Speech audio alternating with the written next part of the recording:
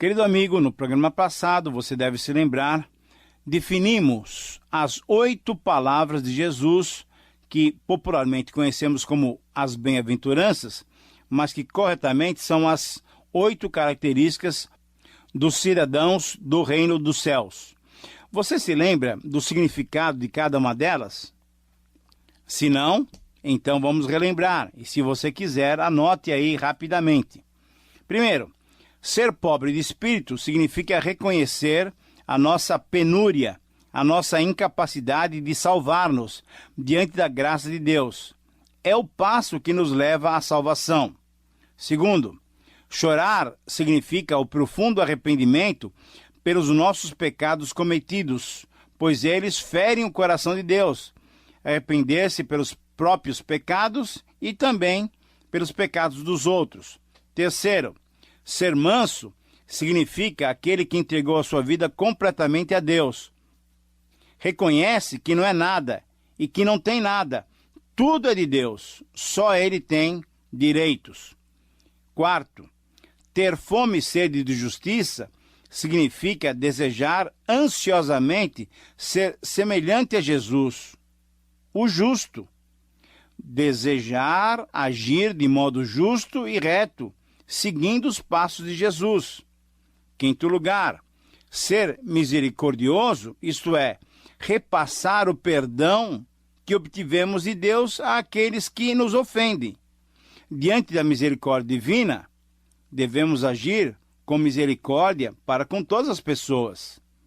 Sexta característica, ser limpo de coração significa ser sincero, transparente, ter um só desejo, falar com um só sentido. Isto é, ser limpo de coração é ter consciência limpa diante de Deus e diante dos homens. Sétima característica, ser pacificador significa ser um promotor da paz. Paz entre Deus e os homens e paz entre os homens e os homens. Aquele que já se reconciliou com Deus, ele é um promotor da paz.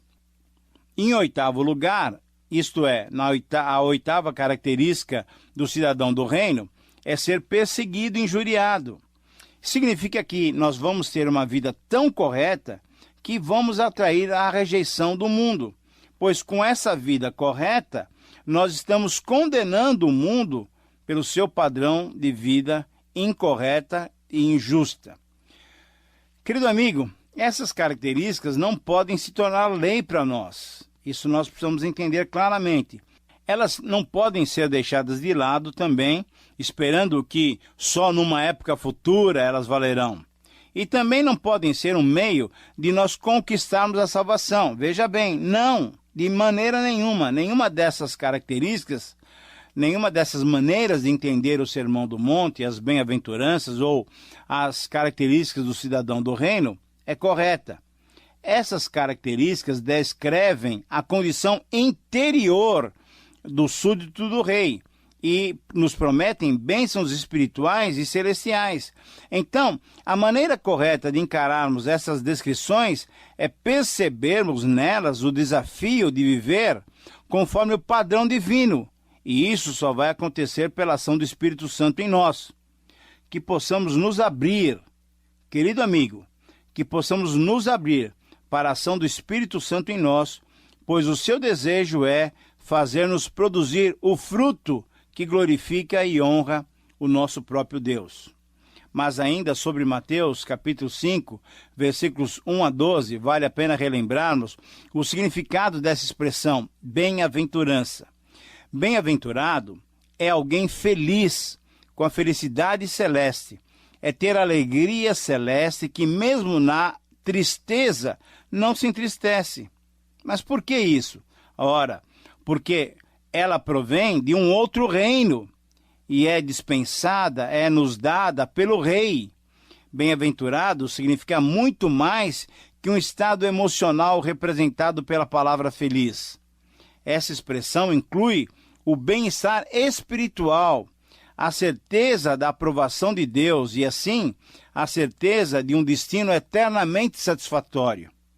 Bem-aventurado é aquele que já se curvou sob o domínio do Rei Jesus. Querido amigo, você tem experimentado essa satisfação interna? Você tem convicção em seu interior de que é um bem-aventurado? Você reconhece que não é através dos seus próprios méritos, mas é pela ação poderosa e amorosa do Espírito Santo que você, independente das circunstâncias, experimenta no seu interior essa felicidade, essa alegria concedida pelo Senhor? Faça uma avaliação séria da sua vida e agradeça ao Senhor, porque essa alegria vem do Senhor. Mas vamos, depois de relembrarmos essas características, vamos agora para o restante do texto. E hoje nós queremos olhar para os versículos 13 e 16 em primeiro lugar. Eles nos mostram as seguintes palavras de Jesus: Vós sois o sal da terra. Ora, se o sal vier a ser insípido, como lhe restaurar o sabor? Para nada mais presta, senão para ser lançado fora e ser pisado pelos homens. Vós sois a luz do mundo. Não se pode esconder a cidade edificada sobre um monte, nem se acende uma candeia para colocá-la debaixo do alqueire, mas no velador, e aí sim alumia a todos que se encontram na casa. Assim brilhe também a vossa luz diante dos homens, para que vejam as vossas boas obras e glorifiquem a vosso Pai que está nos céus. Muito bem. Nessas palavras, Jesus usa duas metáforas para mostrar quem somos nós. Veja bem, Jesus não está dizendo que devemos ser assim, ou que devemos nos comportar dessa maneira. Não, não, de jeito nenhum. Jesus está dizendo que eu e você, que já nos submetemos a Ele como Rei, nós somos assim. Nós somos sal e luz. Jesus, então, está descrevendo a função ou a influência que o cidadão do reino de Deus deve exercer nesse mundo. Essa é a maneira correta de nós entendermos, de nós interpretarmos essas palavras. Quem é cidadão do reino é sal e luz. Ora, diante dessa afirmação, surgem algumas dificuldades que merecem nossa atenção. Primeiro, como é que alguém caracterizado como um cidadão celeste pode exercer positiva influência, uma influência saudável, num mundo que pertence a outro reino? Segundo, o que poderiam fazer esses cidadãos celestes, cuja paixão e apetite é fome e sede de justiça, e cujas armas são a pureza de coração e a misericórdia, num mundo tão dominado pelo mal? Veja bem. Terceiro, que benefício podem causar os humildes de espírito, que choram e são mansos num mundo tão corrompido e dominado pelas trevas? E em quarto lugar, como pacificadores que são perseguidos podem influenciar positivamente o seu meio ambiente, o seu mundo? Sim, querido amigo, essas questões devem ser enfrentadas por todos nós. Então veja só, Jesus, ao dizer que somos sal e luz, ele propõe a todos que pertencem ao seu reino que o grande objetivo nosso é glorificarmos a Deus, o nosso Pai que está nos céus, conforme lemos no versículo 16. Mas para chegarmos a essa conclusão, vamos então detalhar um pouco essas ilustrações, essas figuras com que Jesus nos compara, para entendermos tudo aquilo que ele quis dizer para nós. Veja só, em relação ao sal, o seu valor primário não era só o de destacar o sabor dos alimentos. Ora, nessa função, ele serve como tempero. E tem o seu valor, lógico. Um alimento sem a quantidade exata de sal, ele não é apetitoso. Eu acho que você reconhece isso também. Mas ao vermos o uso do sal naqueles dias, constatamos que ele também tinha capacidade de preservar, de conservar, de combater a corrupção dos alimentos. O sal age de maneira bem interessante.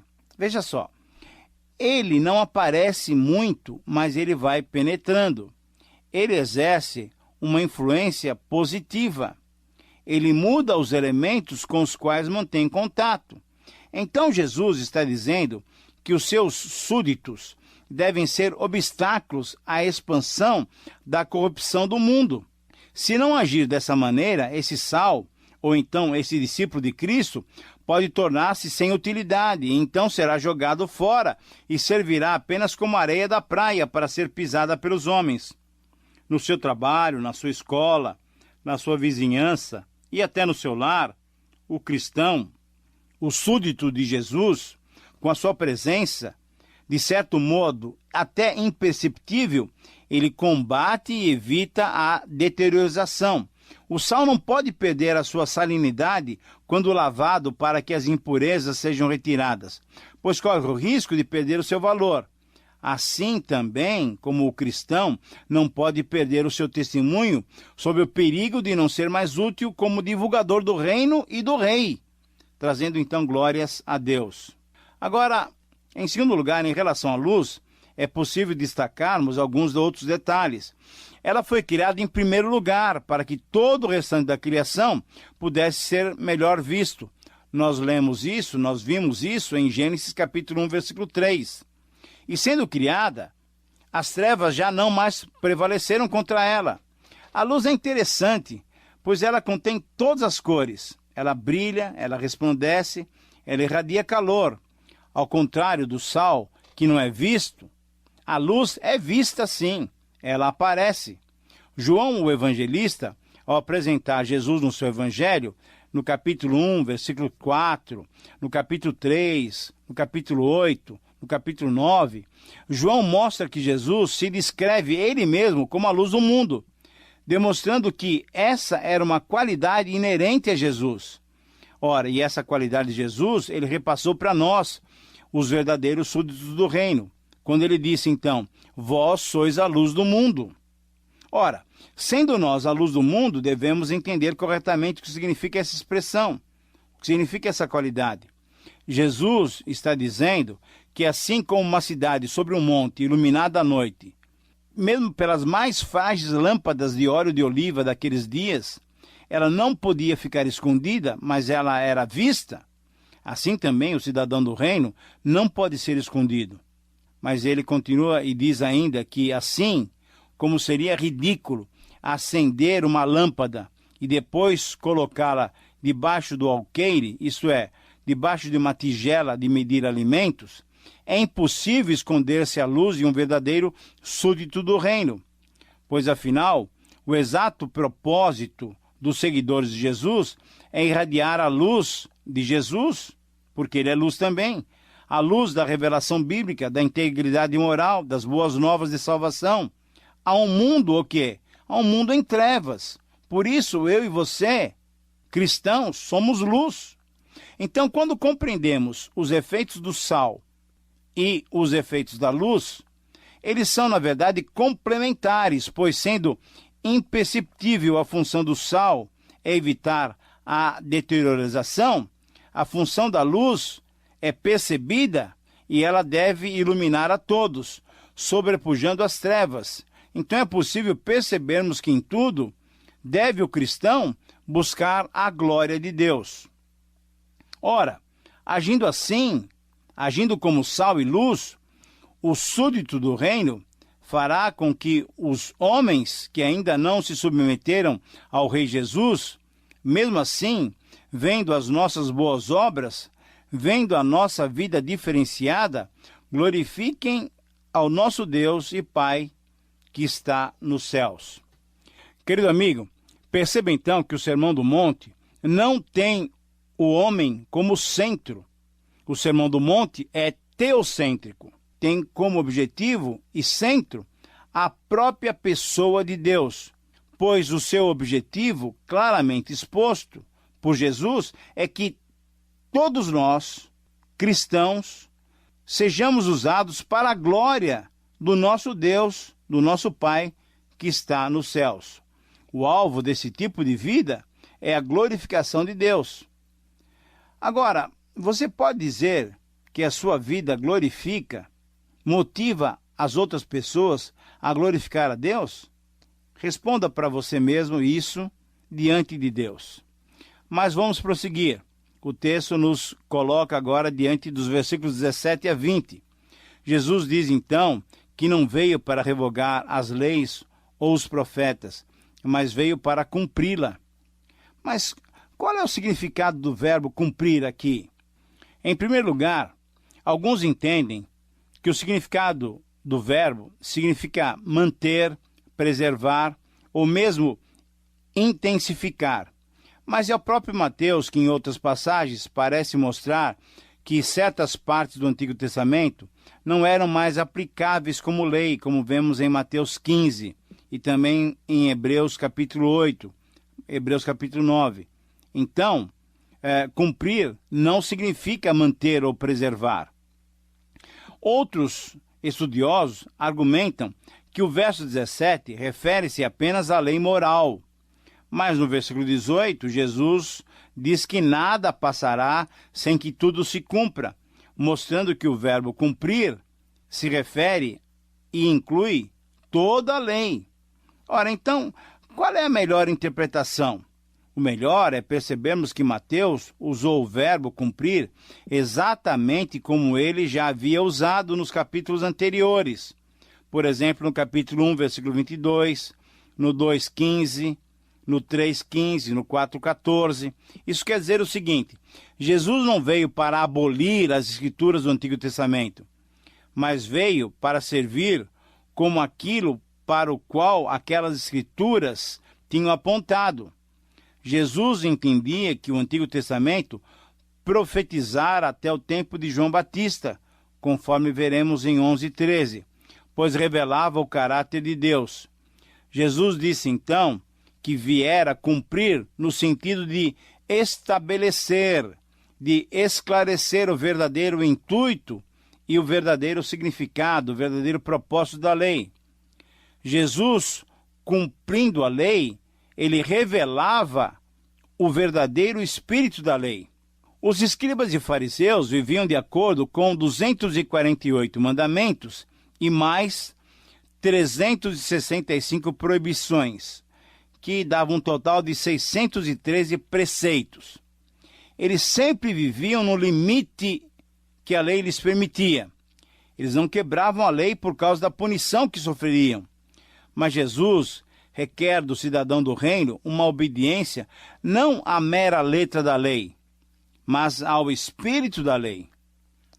Jesus exigia que a justiça do cidadão do reino excedesse a dos escribas e fariseus, pois deveria revelar uma vida reta, uma vida íntegra, que brotava do interior do coração.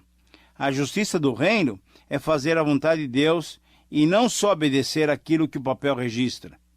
A justiça do Rei Jesus, que nos possibilita entrar no reino dos céus, conforme os versículos 3 e 10, só é possível a partir de uma realidade espiritual produzida pelo relacionamento com o Senhor do reino, com o Senhor Jesus.